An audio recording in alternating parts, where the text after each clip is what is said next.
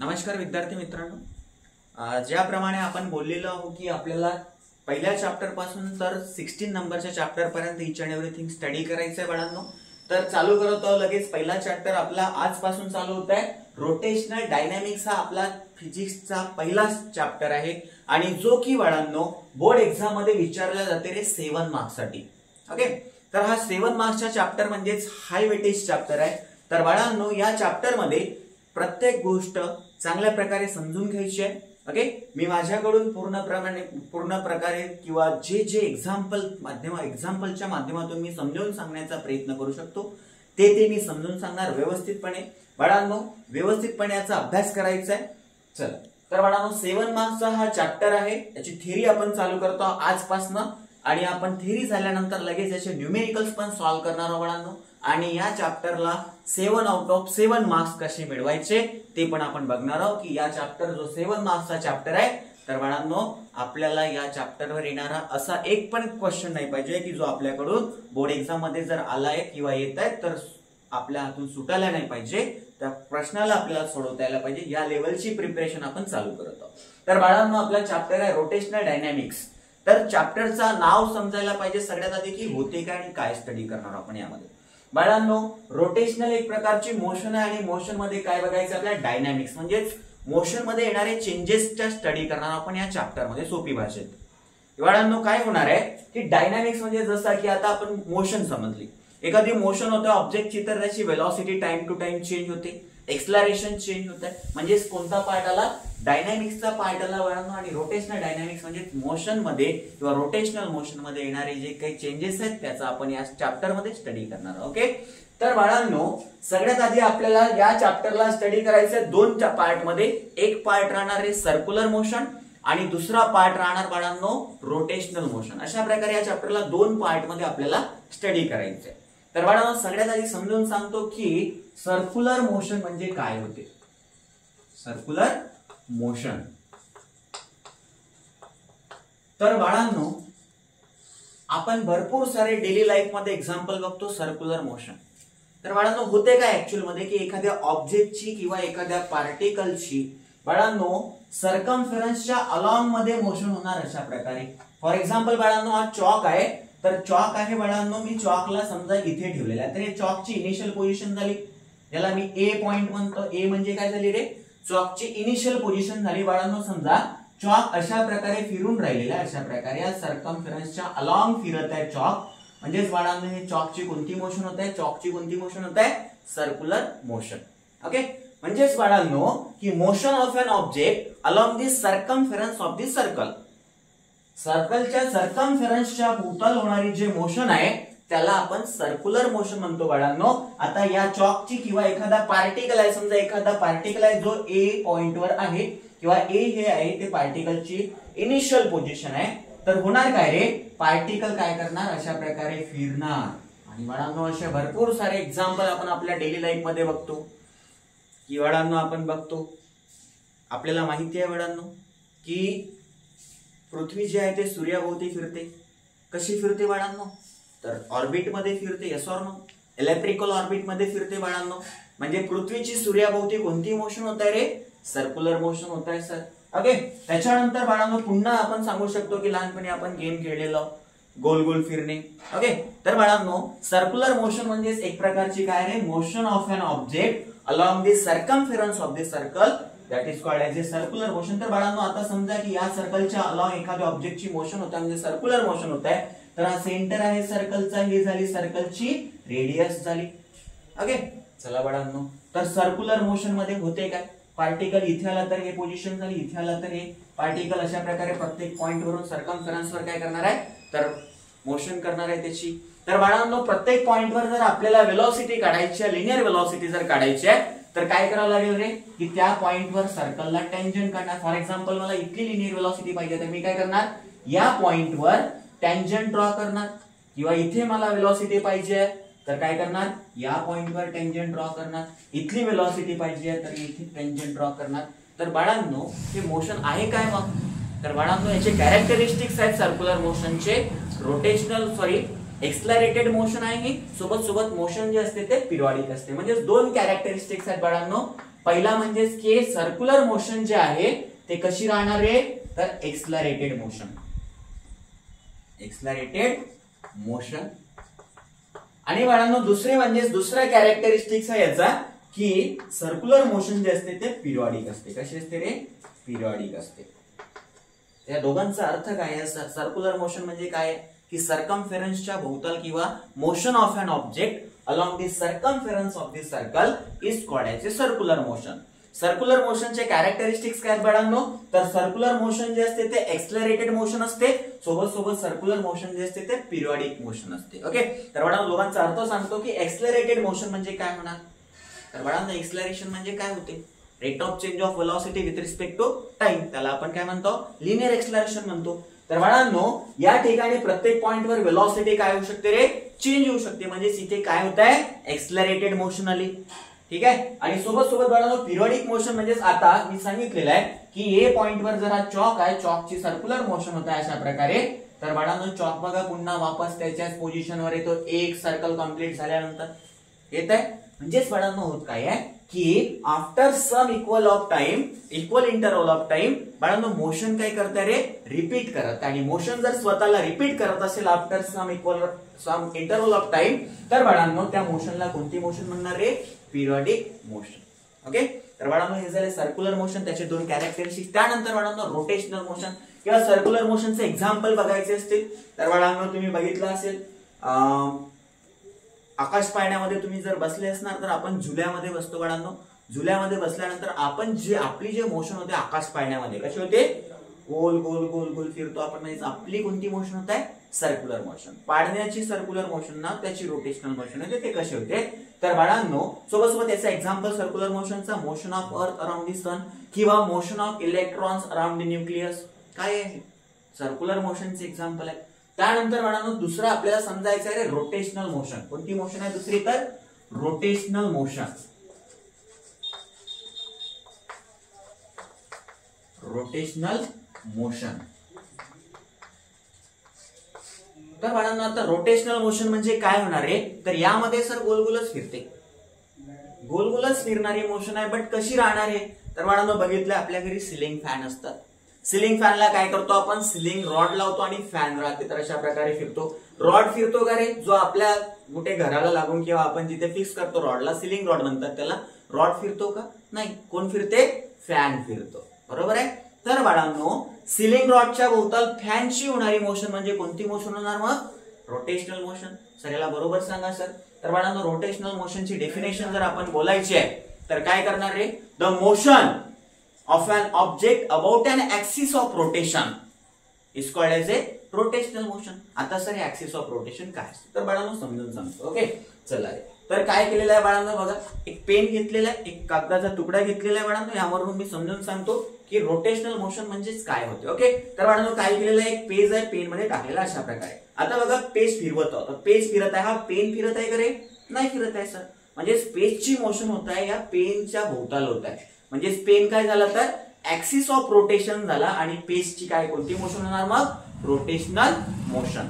तर बाळांनो डिफाइन कसं करणार याला, the motion of an object about an axis of rotation is called as A rotational motion. आता सर ऍक्सिस ऑफ रोटेशन कुठून राहू शकते, तर बाळांनो most of the time axis of rotation centre of mass पासून, मास मधून पण जाऊ शकते बॉडीच्या किंवा ऑब्जेक्टच्या, किंवा बाळांनो बॉडीच्या सरफेसला कुठे कोणत्या पण पॉइंटवर परपेंडिक्युलर राहणार काय, axis of rotation. For example बाळांनो मी जर म्हणतो की एक प्रकारची बॉडी आहे बाळांनो, याची रोटेशनल मोशन होतात, तर या चॉकच्या भोवताल काय होणार आहे, हा पूर्णचा पूर्ण प्लेन जो आहे किंवा हे सर्कल चालू किंवा हे डिस्क जे आहे, हे डिस्क काय होणार, या चॉकच्या भोवताल फिरणार. म्हणजे डिस्क फिरणार, चॉक फिरणार नाही. ओके, तर बाळांनो त्या मोशनला कोणती मोशन म्हणणार, रोटेशनल मोशन. ओके, आणि रोटेशनल मोशनचं एक्झाम्पल आहे बाळांनो जसं की आपल्याला माहित आहे पृथ्वी सूर्याभोवती फिरते, त्याला सर्क्युलर मोशन म्हटलेलं आहे.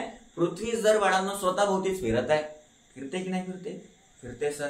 तर बाळांनो पृथ्वी स्वतःभोवती फिरते तर एका पर्टिक्युलर ऍक्सिस राहणार ना त्याची रोटेशनची, तर पृथ्वीची स्वतःच्या ऍक्सिस भोवती होणारी मोशन म्हणजे कोणती मोशन आहे मग, रोटेशनल मोशन. अशा प्रकारे बाळांनो दोन मोशन आपल्याला स्टडी करायचे, एक म्हणजे सर्क्युलर मोशन, दुसरी म्हणजे रोटेशनल मोशन. तर बाळांनो सगळ्यात आधी आपल्याला सर्क्युलर मोशनचा पार्टला स्टडी करायचा. तर सर्क्युलर मोशन मध्ये बोलायचं झालं तर बाळांनो सर्क्युलर मोशन मध्ये काही बेसिक गोष्टी आहेत, जसं की बाळांनो आपण बघितलंय लिनियर मोशन स्टडी केलेलं आहे या आधी 11व्या वर्गामध्ये. तर लिनियर मोशन किंवा त्यालाच आपण रेक्टिलिनियर मोशन म्हटलेलं आहे. रेक्टिलिनियर मोशन म्हणजे काय होते बाळांनो किंवा लिनियर मोशन म्हणजे काय होते, तर मी या ठिकाणाहून या ठिकाणी जातो म्हणजे ए पोझिशन वरून बी पोझिशन वर जर जात आहोत तर बाळांनो इथून इथे जाणार मी अशा प्रकारे, म्हणजेच माझी कोणती मोशन होत आहे, लिनियर मोशन होत आहे किंवा त्यालाच आपण रेक्टिलिनियर मोशन म्हणतो. पण बाळांनो इथे आपल्याला सर्क्युलर मोशन स्टडी करायचं आहे. तर लिनियर मोशन मध्ये आपण बघितलंय की लिनियर वेलोसिटी असते, त्याला आपण v ने डिनोट करतो.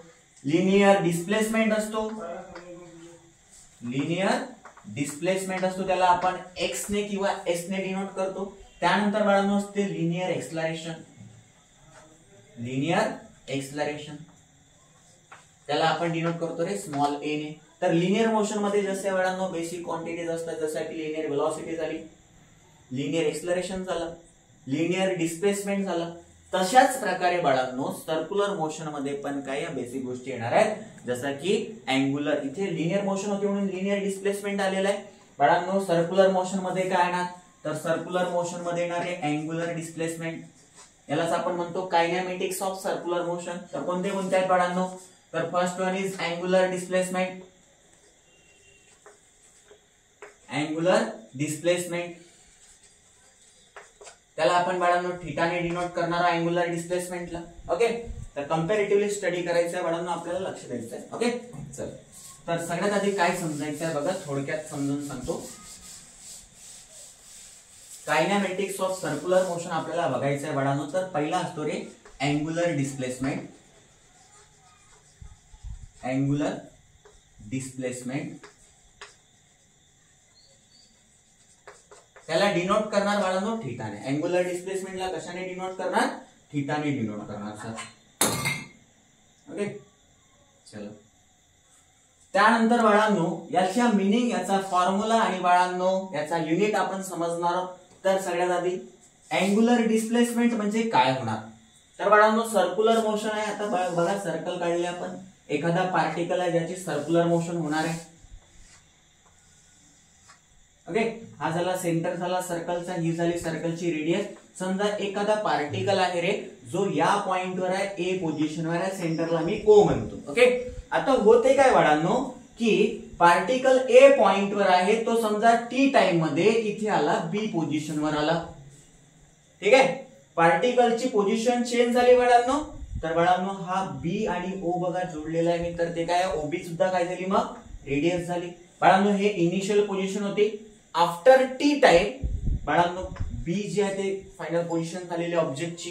तर बाळांनो टी टाइम मध्ये त्याने काय केलेलं आहे, एवढा आर्क कंप्लीट केलेला आहे. तर बाळांनो बघा इथे सेंटरवर काय बनलेलं आहे, अँगल बनलेला आहे. इनिशियल पोझिशन आणि फायनल पोझिशनने सेंटरवर काय बनवलेलं आहे रे, अँगल बनवलेला आहे. या अँगललाच बाळांनो आपण म्हणणार अँग्युलर डिस्प्लेसमेंट म्हणणार. ओके, आता डेफिनेशन काय सर याची, तर इंग्लिश मध्ये एकदा बोलून दाखवतो बाळांनो. The angle trace by the motion of an object with the centre of the circle. ऑब्जेक्टच्या मोशनने सेंटर सोबत जो अँगल बनवलाय किंवा सेंटरवर जो अँगल बनवलेला आहे त्या अँगलला बाळांनो आपण म्हणणार angular displacement. The angle trace by the motion of an object at the center of the circular orbit म्हणा की at the center of the circle, that is called as a angular displacement, ज्याला आपण थीटाने denote करणार बाळांनो. हे काय आहे तर एवढी सर्कलची आर्क झाली. हे काय झाली रे, आर्क. हे काय आहे बाळांनो, सर्कलची रेडियस आहे. आणि आपल्याला माहिती आहे 10व्या वर्गात आपण शिकलेलो की थीटा इज इक्वल टू काय फॉर्म्युला असतो रे, आर्क अपॉन रेडियस असतो का बाळांनो, आर्क अपॉन रेडियस. बाळांनो आता आर्क अपॉन रेडियस आहे आणि थीटा आहे, अँगल आहे हा. तर बाळांनो अँगलला आपण मोजतो, दोन युनिट असतात याची, एक असतो रे रेडियन आणि दुसरा असतो स्टेरेडियन. बाळांनो हा प्लेन अँगल आहे, ऍक्च्युली हा सॉलिड अँगल आहे, त्यामुळे आपण याला मोजणार रे रेडियन मध्ये मोजणार. कशामध्ये, रेडियन मध्ये. तर बाळांनो याचा एसआय युनिट काय होणार मग, तर रेडियन होणार. काय होणार, रेडियन. रेडियन हा एसआय युनिट झाला कुणाचा, अँग्युलर डिस्प्लेसमेंटचा. तर बाळांनो अँग्युलर डिस्प्लेसमेंट बद्दल थोडक्यात पुन्हा एकदा सांगतो की द अँगल किंवा the angle made by the position of an object किंवा motion of an object with the centre of the circle is called as a angular displacement theta. Theta म्हणजेच काय होते रे, आर्क अपॉन रेडियस. आणि बाळांनो याचा unit काय राहणार, थीटाला कशामध्ये मोजणार अँग्युलर डिस्प्लेसमेंटला, तर रेडियन मध्ये. ओके बाळांनो याला शॉर्ट मध्ये आपण RAD रेडियनला रेडियन अशा प्रकारे लिहू शकतो आपण. ओके, त्यानंतर बाळांनो दुसरा कायनेमॅटिक्स आहे, त्याला म्हटलेलं आहे आपण अँग्युलर वेलॉसिटी.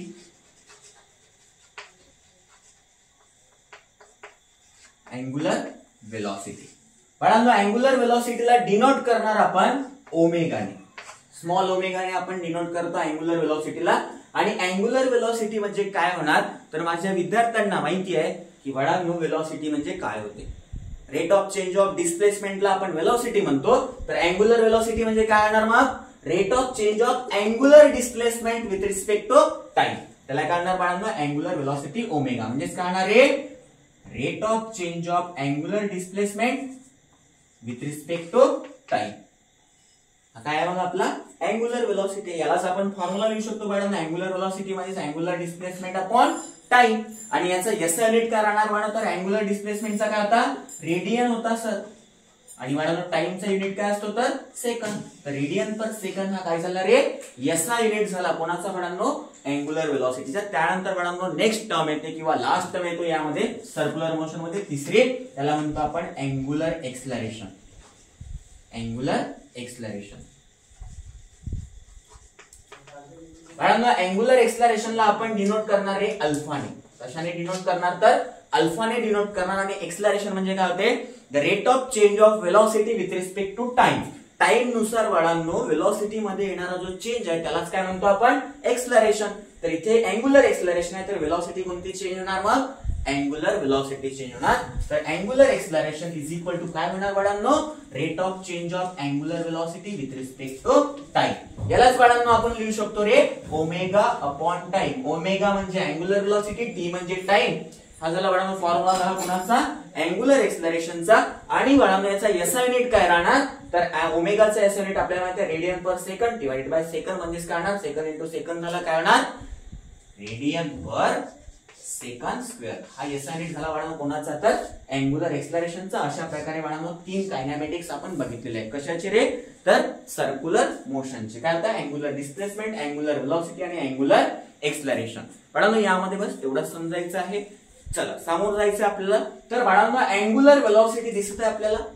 अँग्युलर वेलॉसिटी बद्दल बाळांनो आपल्याला समजायचं आहे की डायरेक्शन काय राहणार याची.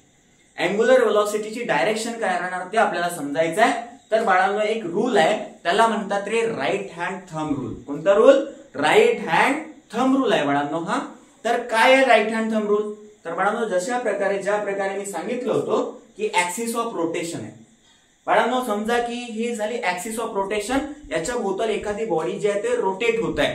तर ऍक्सिस ऑफ रोटेशनला आपल्या राईट हँड मध्ये अशा प्रकारे हेल्ड करायचंय. केला तर बाळांनो बघा जे फिंगर्स आहेत कर्ड केलेले आहेत अशा प्रकारे. आणि थंब कसा आहे रे, तर आउटस्ट्रेचेड आहे, वरच्या डायरेक्शन मध्ये आहे. तर राईट हँड थंब रूल काय म्हणतो की इमॅजिन करायचं आपल्याला ऍक्सिस ऑफ रोटेशन आपण आपल्या राईट हँड मध्ये अशा प्रकारे हेल्ड केलेले आहे, सो दॅट फिंगर्स जे आहेत ते कर्ड केलेले आहेत. आणि बाळांनो थंब कसा आहे रे, आउटस्ट्रेचेड आहे.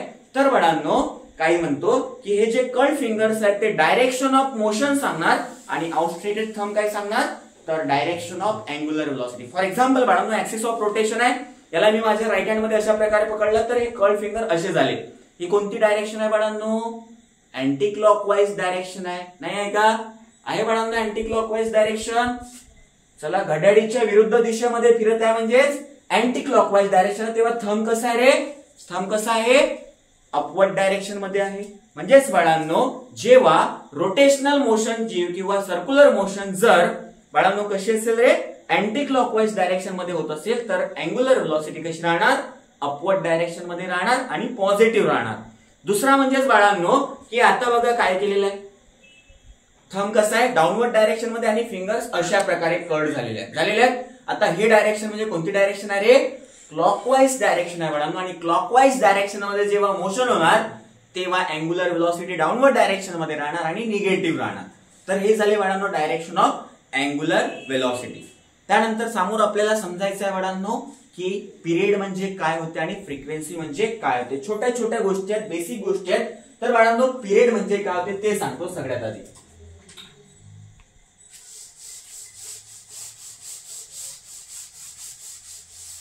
चला रे, भरपूरांना माहिती असेल पिरियडला आपण डिनोट करतो कॅपिटल टी ने. नाही माहिती असेल तर बाळांनो लक्ष द्यायचंय. चला तर पिरियडला आपण डिनोट करणार कॅपिटल टी ने. हा टी म्हणजे काय होणार आहे, तर पिरियड होणार. ओके चला बाळांनो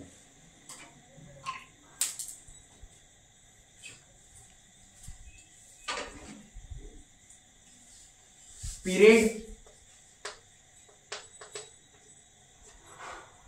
याला डिनोट करणार कॅपिटल टी ने. आणि पिरियड म्हणजे काय होणार बाळांनो, तर लक्ष द्यायचं, पिरियड म्हणजे काय होणार. चला पुन्हा हे सर्कल झाली, सर्कलचा सेंटर झाला, हे सर्कलची रेडियस झाली. आता बाळांनो या चॉकची मोशन होत आहे, कोणती मोशन होत आहे, तर सर्क्युलर मोशन होत आहे.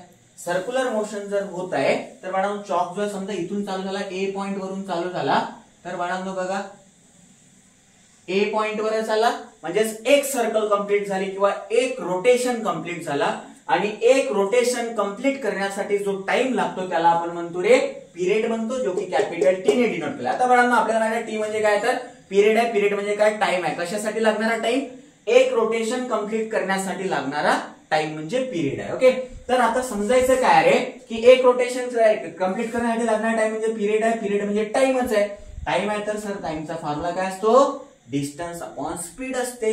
तर बाळांनो डिस्टन्स किती कव्हर होत आहे मग एका रोटेशन मध्ये, तर सर सर्कमफेरन्स एवढा होत आहे. सर्कमफेरन्स किती असतो, ट्वाइस पाय आर असतो. किती असतो रे, ट्वाइस पाय आर असतो.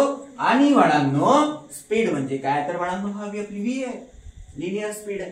ओके, तर काय झाला फॉर्म्युला पिरियडचा, T is equal to twice pi R upon V. But बाळांनो आणखी एक गोष्ट लक्षात ठेवायची आहे की लिनियर वेलॉसिटी आणि बाळांनो अँग्युलर वेलॉसिटी किंवा अँग्युलर स्पीड मध्ये काय रिलेशन असतो रे, तर v इज इक्वल टू ते रेडियस इंटू ओमेगा.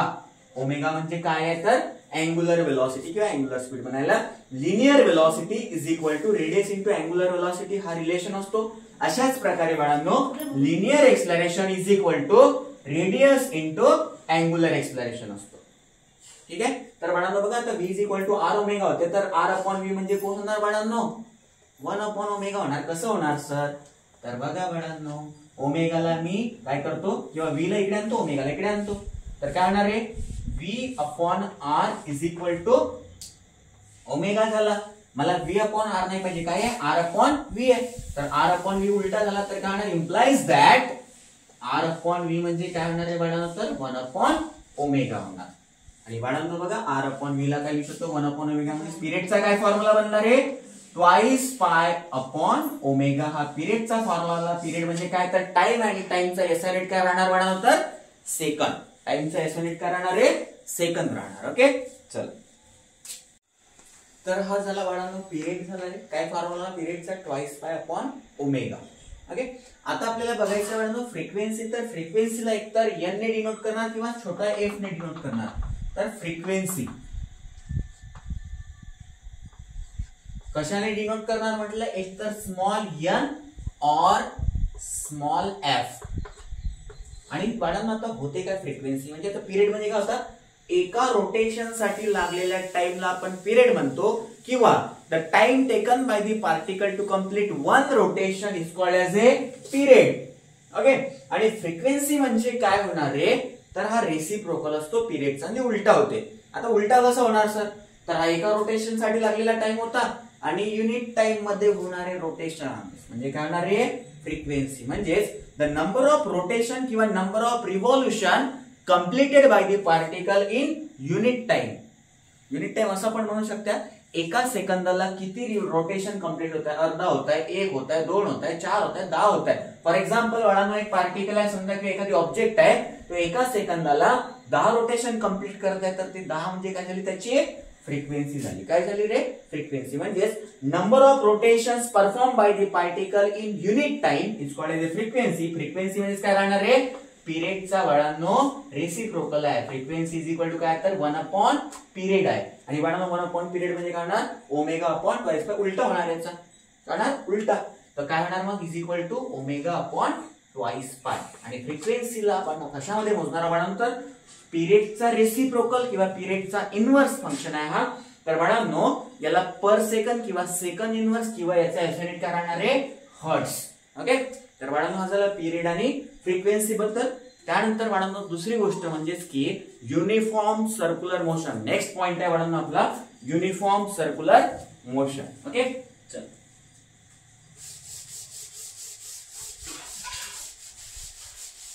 फॉर्म्युले लक्षात ठेवायचे बाळांनो. पिरियड छोटे छोटे फॉर्म्युले आहेत आणि शेवटी तुम्हाला काय करायचं आहे, तर सगळ्या फॉर्म्युलाची तुम्हाला लिस्ट बनवायची आहे, सो दॅट बाळांनो फॉर्म्युलाच्या लिस्ट वरून तुम्ही काय करू शकणार तर समोर जाऊन न्यूमेरिकल सॉल्व्ह करायला तुम्हाला डिफिकल्टी जाणार नाही. ओके चल, तर काय करायचं लक्ष द्या.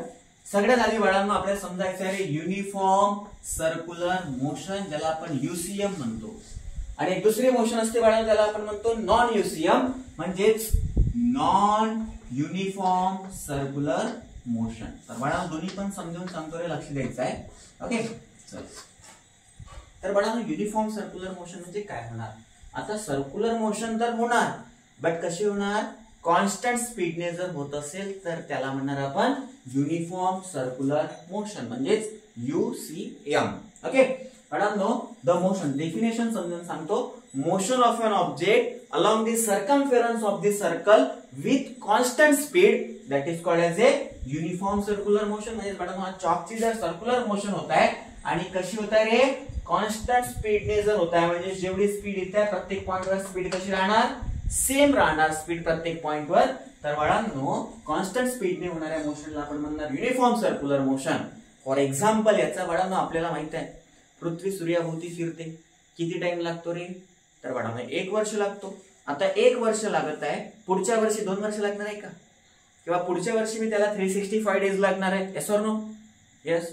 तर बाळांनो पृथ्वीला सूर्याभोवती फिरण्यासाठी 365 दिवस लागत आहे, तर दुसरा रोटेशन करायसाठी किती लागणार, 365. म्हणजे स्पीड कशी आहे त्या ठिकाणी, कॉन्स्टंट. आणि कॉन्स्टंट स्पीडने होणारी मोशन म्हणजे कोणती असते, युनिफॉर्म सर्क्युलर मोशन. त्यानंतर बाळांनो नॉन युनिफॉर्म सर्क्युलर मोशन, तर नावामधूनच समजलेलं आहे. जर युनिफॉर्म सर्क्युलर मोशन समजलेलं आहे तर नॉन युनिफॉर्म काय राहणार, त्याच्या ऑपोजिट गोष्ट आहे. इथे स्पीड कशी राहणार रे, चेंजिंग स्पीड राहणार. इथे स्पीड कशी होते, स्पीड कशी राहणार बाळांनो, इथे तर कॉन्स्टंट राहणार. Speed is equal to constant. आणि बाळांनो इथे स्पीड कशी राहणार, कॉन्स्टंट राहणार नाही. स्पीड कशी राहणार रे, चेंजिंग राहणार, चेंजिंग राहणार स्पीड. तर बाळांनो the motion of an object along the circumference of the circle with changing speed असेल तर नॉन युनिफॉर्म सर्क्युलर मोशन, आणि विथ कॉन्स्टंट स्पीड असेल तर युनिफॉर्म सर्क्युलर मोशन. बाळांनो हे झाले युसीएम आणि नॉन युसीएम. त्यानंतर आणखी बाळांनो या बेसिक गोष्टीमध्ये, आतापर्यंत आपण सगळे काही बेसिकच बघत आलेलो. आणखी बाळांनो या बेसिक गोष्टीमध्ये 2 गोष्टी उरलेल्या आहेत, ते म्हणजे सेंट्रीपिटल फोर्स आणि दुसरा आहे बाळांनो सेंट्रीफ्युगल फोर्स. तर दोन्ही पण फोर्सेस समजायचे. आणि एक इम्पॉर्टंट क्वेश्चन विचारला जातो बाळांनो या फोर्सेस बद्दलचा, की differentiate between centripetal force and centrifugal force. Okay तर बाळांनो दोन्ही पण समजून सांगतो. चल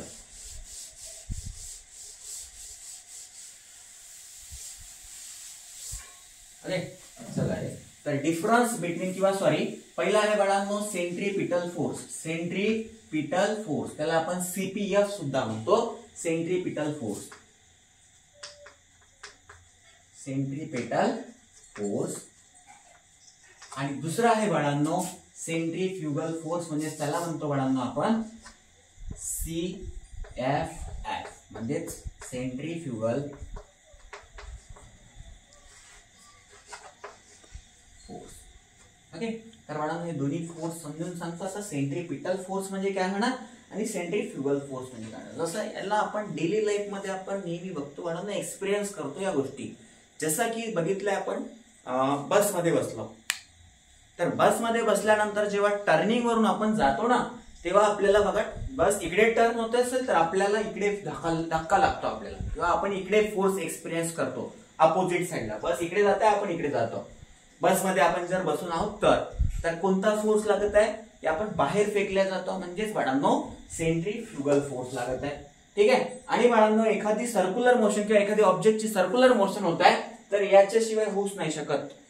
सेंट्रीपिटल फोर्स नसेल तर सर्क्युलर मोशन होणार नाही. Which force is necessary for the circular motion, centripetal force. Okay तर बाळांनो समजून सांगतो काय आहे तर. ओके बाळांनो होत आहे काय, सर्कल आहे किंवा सर्क्युलर मोशन होत आहे एखाद्या ऑब्जेक्टची. अशा प्रकारे बाळांनो हा सर्कलचा सेंटर झाला आहे, सर्कलची रेडियस झाली, आणि बाळांनो या पॉइंटवर ऑब्जेक्ट आहे, त्याची कोणती मोशन होत आहे, सर्क्युलर मोशन होत आहे. तर सेंट्रीपिटल फोर्स काय असतो बाळांनो, द फोर्स, हा फोर्स असतो एक प्रकारचा which is acting along the radius. कसा लागणार, along the radius and directed towards the centre, म्हणजे सर्कलच्या सेंटर कडे खिचणारा फोर्स आहे हा. त्याला कोणता फोर्स म्हणणार बाळांनो, centripetal force. the force which is acting along the radius of the circle and directed towards the center of the circle, that is called as a centripetal force. Then after बाळांनो आपल्याला समजायचं आहे centrifugal force म्हणजे काय होते. Okay, चला तर centripetal फोर्सचा formula समजलेला आहे mv²/r. त्यालाच आपण बाळांनो लिहू शकतो mr⍵², म्हणजे मॅग्निट्यूड आहे सेंट्रिपिटल फोर्सचा. तर m म्हणजे काय रे, मास आहे ऑब्जेक्टचा, v म्हणजे वेलोसिटी आहे आणि r म्हणजे काय तर सर्क्युलर ऑर्बिटचे रेडियस आहे. त्यानंतर बाळांनो समजायचं आहे सेंट्रीफ्युगल फोर्स. तर सेंट्रीफ्युगल फोर्स समजण्यासाठी एक एक्झाम्पल देतो मित्रांनो. तर बाळांनो बघितलं आपण की सेंट्रीफ्युगल फोर्स समजायचं आपल्याला. तर आकाश पाळणा हा नाव ऐकलं असेल किंवा बघितलं असेल किंवा भरपूर जण बसले पण असतील, बरोबर आहे. तर भरपूर जण आकाश पाळण्यामध्ये बसले असतील. तर आकाश पाळण्यामध्ये आपण समजा इथून बसलो डाऊन पोझिशन वरून किंवा बॉटम पोझिशन वरून आपण बसलेलो, आपला झुला जो अशा प्रकारे वर गेला वर, आता खाली येणार, बरोबर आहे. आता हळूहळू झुला जो आहे तो हळूहळू स्पीडने फिरायला लागतो आणि स्पीड वाढली की बघा इथे आल्यानंतर इथून जेव्हा आपला झुला जो असा फिरता फिरता इकडे येतो ना खाली यायच्या वेळेस, तर बघा आपल्याला फील होते, गोष्ट फील होते. काय होते रे, तर आपला झुला जो आहे तो बाहेर फेकल्यासारखा फील होते आपल्याला. ओके, की फिरता फिरता असं वाटतं की जेव्हा खाली येत राहतो, खाली यायच्या वेळेस आपल्याला वाटतं की आपल्याला कुठेतरी बाहेर फेकत आहे. म्हणजे कोणता फोर्स आहे तो सेंट्रीफ्युगल फोर्स. तर बाळांनो तो लागणार सर्कलच्या बाहेर, बाहेर फेकणारा फोर्स. हा काय कोणता फोर्स आहे, मग हा जो होता हा सेंट्रीपिटल फोर्स होता आणि हा बाहेर लागणारा फोर्स जो आहे तो कोणता राहणार आहे, सेंट्रीफ्युगल फोर्स, FCF. FCP म्हणजे centripetal force, centrifugal force. Okay, चल तर बाळांनो the force which is acting along the radius, हा बी अलॉंग द रेडियसच लागणार, but which is directed away from the centre of the circle. Okay, सर्कलच्या centre पासून दूर लागणार, अवे म्हणजे दूर लागणार बाळांनो हा फोर्स. म्हणजे सेंटरकडे नाही लागणार, सेंटरच्या अपोजिट डायरेक्शन, सेंटरकडे जाणारा फोर्स म्हणजे सेंट्रीपिटल, त्याच्या अपोजिट डायरेक्शन जाणारा म्हणजे सेंट्रीफ्युगल फोर्स. ओके, तर एकदा पुन्हा डेफिनेशन सांगतो. The force which is acting along the radius and directed away from the centre of the circle, that is called as a centrifugal force. बाळांनो centrifugal फोर्सचा formula काय राहणार मग, जसा सेंट्रीपिटल फोर्सचा होता. तर centrifugal force is equal to होणार बाळांनो mv²/r. त्यालाच आपण लिहू शकतो mr⍵². ओके, आता होते काय, तर बाळांनो m म्हणजे मास होते, ज्याची सर्क्युलर मोशन होते त्याचा मास म्हणजे m. त्याच्यानंतर v म्हणजे काय तर वेलोसिटी आहे, r म्हणजे काय सर्क्युलर ऑर्बिटची रेडियस आहे, सर्क्युलर मोशन आहे तर सर्कलची रेडियस आहे, आणि हा काय आहे तर ओमेगा म्हणजे अँग्युलर वेलोसिटी. बाकी दोन तर इथे सांगितलेलेच आहे. ओके, चला बाळांनो हे झाले मॅग्निट्यूडचे फॉर्म्युले झाले. डायरेक्शन कशी असते तर आधीच सांगितलेलं आहे, सेंट्रीपिटलची डायरेक्शन असते सेंटरकडे, सेंट्रीफ्युगलची डायरेक्शन असते सेंटर पासून दूर म्हणजे away from the centre. Okay, चला बाळांनो तर हे दोन फोर्सेस झाले आणि एक इम्पॉर्टंट क्वेश्चन विचारला जातो यावर, जो की भरपूर वेळेस विचारलेला आहे क्वेश्चन, की differentiate between centripetal force and centrifugal force. तर दोन फोर्सेस मधला डिफरन्स समजून सांगतो बाळांनो की काय डिफरन्स असतो दोघांमध्ये. ओके, तर सेंट्रीपिटल फोर्स काय असतो बघा रे, लक्ष द्या. डिफरन्स बिटवीन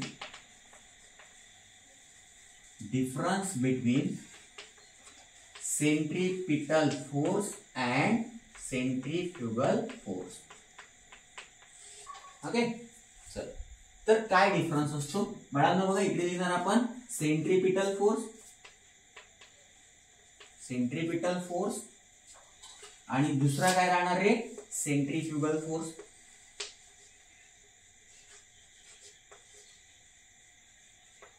चला दोन फोर्सेस आहेत बाळांनो, तर काय करायचं आहे, किती मार्क्स साठी विचारतात सर हा क्वेश्चन बोर्ड एक्झाम मध्ये.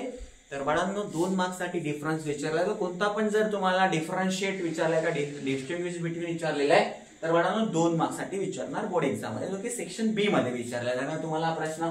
तर काय डिफरन्स असतो, पहिला पॉइंट की बाळांनो हा फोर्स जो आहे सेंट्रीपिटल फोर्स कुठे लागते रे, towards the centre of the circle. तर it is directed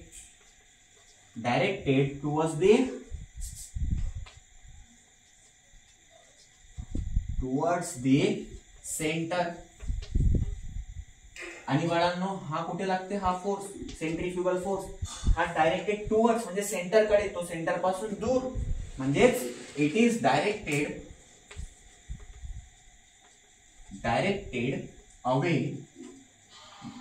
away from the centre. Okay. त्यानंतर बाळांनो दुसरा पॉइंट काय समजायचा डिफरन्स मध्येच, तर दुसरा पॉइंट आहे बाळांनो की हा जो फोर्स असतो याला रियल फोर्स म्हणतात. It is real force. Centripetal force जो असतो तो रियल फोर्स असतो आणि सेंट्रीफ्युगल फोर्सला म्हणतात रे नॉन रियल म्हणा किंवा सुडो फोर्स म्हणतात याला. It is pseudo force. Okay. त्यानंतर बाळांनो पुन्हा आता एक गोष्ट समजायची आहे, सेंट्रीपिटल फोर्स तर सर्कलच्या अंदर मध्ये लागत होता किंवा इनसाइड द किंवा इनसाइड द सर्कल ना किंवा टुवर्ड्स द सेंटर आहे. बाळांनो सेंट्रीफ्युगल फोर्स आउटवर्ड डायरेक्शन लागत आहे किंवा अवे फ्रॉम द सेंटर लागत आहे. तर बाळांनो तो सेंट्रीपिटल फोर्स आहे तो इनर्शियल फ्रेम ऑफ रेफरन्स मध्ये असतो आणि सेंट्रीफ्युगल जो फोर्स आहे तो आउट सर्कलच्या बाहेर आहे म्हणजे non inertial frame of reference मध्ये असतो. बाळांनो तर तिसरा पॉइंट काय येणार आहे, it is regarded in inertial frame of reference. आणि बाळांनो यामध्ये काय होणार, तर तिसरा पॉइंट यामधला it is regarded in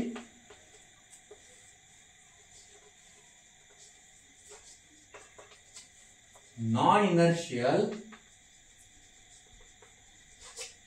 frame of reference.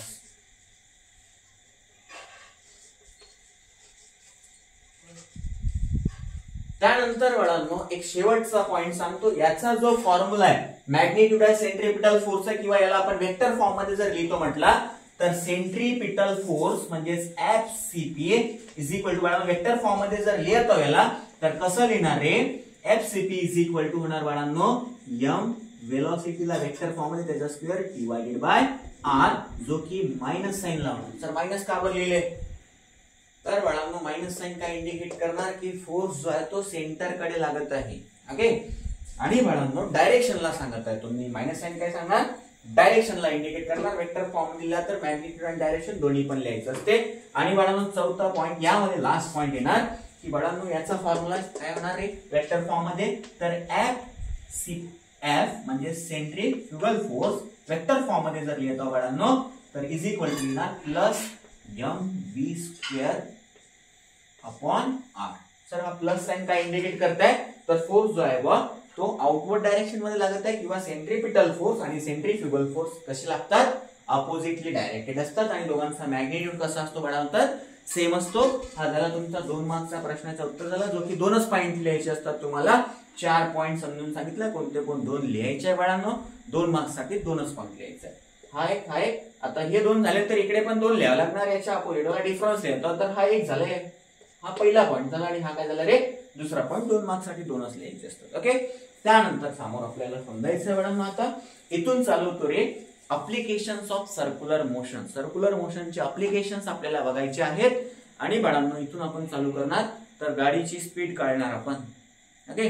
भरपूर साऱ्या गोष्टी आपल्याला बघायच्या आहेत या ठिकाणी. तर बाळांनो आजसाठी माझ्या मते बेसिक गोष्टी ज्या आहेत ते कव्हर करण्याचा मी प्रयत्न केलेला आहे.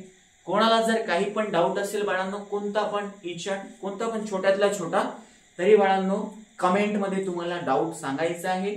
मी कमेंट सेक्शन मध्ये सॉल्व्ह करून देणार किंवा येणाऱ्या व्हिडिओ मध्ये त्या डाऊटला कव्हर करून देणार. अभ्यास करायचा आहे. आणि पुन्हा एक गोष्ट, ज्या कोणत्या विद्यार्थ्याला जर हँड रिटन नोट्स पाहिजे, जे मी स्वतः लिहिलेल्या नोट्स पाहिजे असतील तर बाळांनो त्यांनी कमेंट मध्ये नोट्स पाहिजे किंवा नोट्स बद्दल थोडंफार मला बोलायचं आहे तर बाळांनो मी नोट्स बद्दल पण हेल्प करणार. जे शिकवलंय त्याच्या प्रॉपर हँड रिटन नोट्स तुम्हाला देणार. जर हव्या असतील तर, हव्या नसतील तर काहीच प्रॉब्लेम नाही आहे बाळांनो.